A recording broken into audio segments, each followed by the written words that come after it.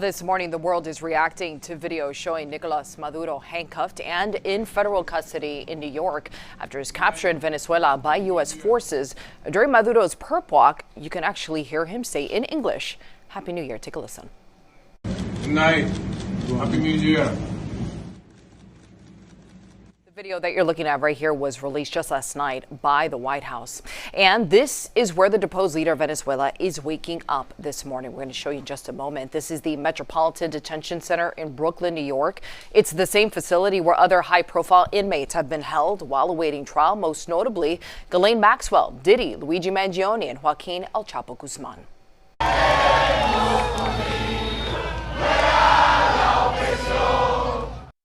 And news of Maduro's capture was met with jubilation in South Florida. Crowds gathering outside of El Arepaso, a popular Venezuelan cafe right there in the heart of Doral. And South Florida, of course, home to the largest Venezuelan population in the country. And reaction, as you can imagine, is pouring in. We're going to get to that in just a moment. But first, CBS's Christian Benavides reports on the daring mission to take Maduro and what comes next for the Latin American country.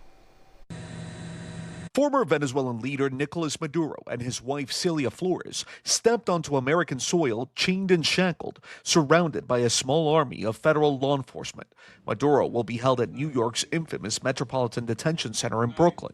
Newly unsealed criminal charges against Maduro and his wife allege Maduro abused his position of trust and engaged in corruption for a quarter century. Maduro remained in power and waged a ceaseless campaign of violence, terror, and subversion against the United States of America, threatening not only our people, but the stability of the entire region. The Justice Department also links Maduro's alleged conspiracy to the Venezuelan gang Tren de Aragua, which allegedly engaged in extortions, kidnappings, murders, and other crimes.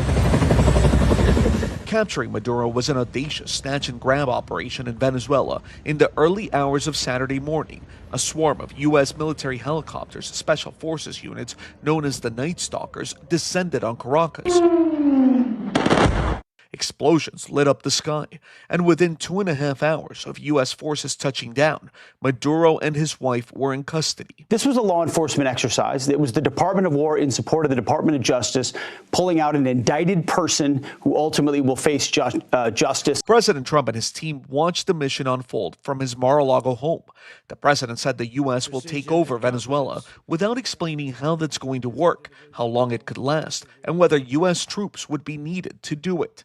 He also said the U.S. will take over the country's oil reserves.